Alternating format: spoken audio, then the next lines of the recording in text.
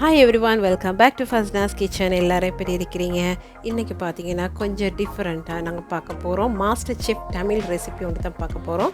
அதுல செஃப் கௌஷிக் அவங்க பண்ண கொல்கட்டை ரெசிபி தான் பார்க்க போறோம். இது அவங்களோட சிக்னேச்சர் ரெசிபி அப்படின்னு சொல்லியிருந்தாங்க. நான் அதோட என்னோட ஐடியால என்னோட ஸ்டைல்ல கொஞ்சம் மிக்ஸ் பண்ண போறேன். Are you guys ready? Let's get started.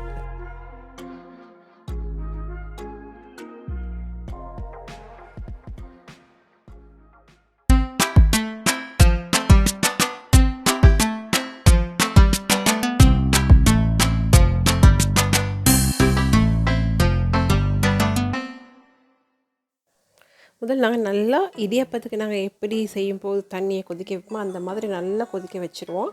அதுக்கு பதில் 1 டீஸ்பூன் சுகர், தேவையான அளவு கொஞ்சம் உப்பு போட்டுட்டு அதை நல்லா மிக்ஸ் பண்ணிவிட்டு நான் அரிசி மாவு எடுத்துருக்கிறேன். இது வந்து நான் ஸ்ட்ரிங் ஹாப்பர்ஸ்லாம் தான் எடுத்துருக்கிறேன் இடியாப்பத்துக்குரியமாக. இது உங்களுக்கு வந்து கொழுக்கட்டை மாவும் கிடைக்கிது. உங்களுக்கு அது கிடைக்காத பட்சத்தில் நீங்கள் வந்து இந்த இடியாப்ப மாவையே நீங்கள் யூஸ் பண்ணிக்கலாம். இன்றைக்கி நான் இடியாப்ப மாவில் தான் பண்ண போகிறேன். சாதாரணமாக நாங்கள் இடியாப்பத்துக்கு எப்படி மிக்ஸ் பண்ணுவோமோ சுடு தண்ணி விட்டு அந்த மாதிரி நாங்கள் மிக்ஸ் பண்ணி எடுத்துக்கலாம். இப்போ இதில் பார்த்தீங்கன்னா நான் 1 டேபிள் ஸ்பூன் கீ விட்டு வைக்கிறேன். அதையும் நல்லா 1 டேபிள் ஸ்பூன் விட்டு மிக்ஸ் பண்ணிக்கலாம். மிக்ஸ் பண்ணிவிட்டு ஒரு டோ மாதிரி எடுத்துருவோம்.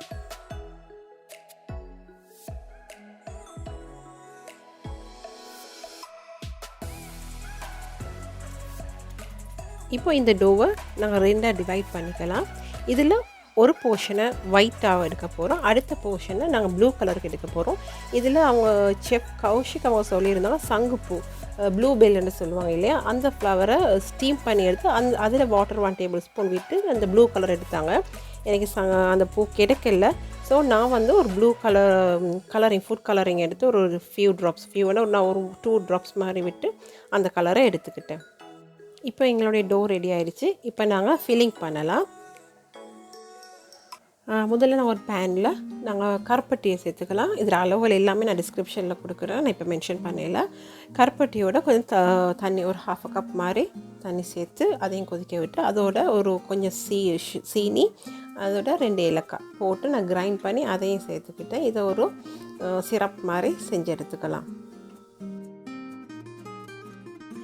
அட் சேம் டைம் நான் இங்கெல்லாம் வாழைக்காயை ஒரு பாதி வாழைக்காய் எடுத்து அதையும் நான் ஸ்க்ரேப் பண்ணுறேன். இதை அப்படி ஸ்க்ரேப் பண்ணி சிரப்போடு சேர்த்துக்கிடுவோம். இப்போ சிரப் நல்லா கொதிச்சு வாழைக்காயை சேர்த்துட்டு அதோட 1 கப் மாதிரி தேங்காய் துருவல் அதையும் சேர்த்து நல்லா மிக்ஸ் பண்ணி விட்டுடலாம். இப்போ நல்லா மிக்ஸ் பண்ணிவிட்டு இதில் கொஞ்சம் கேஷ்யூநட்ஸ் கொஞ்சம் சேர்த்துக்கலாம் சாப் பண்ணிவிட்டு அதையும் மிக்ஸ் பண்ணிட்டோம்னு சொன்னால் எங்களுடைய இந்த கோகோனட் ஜாகரி ஃபீலிங் ரெடி ஆயிடுச்சு.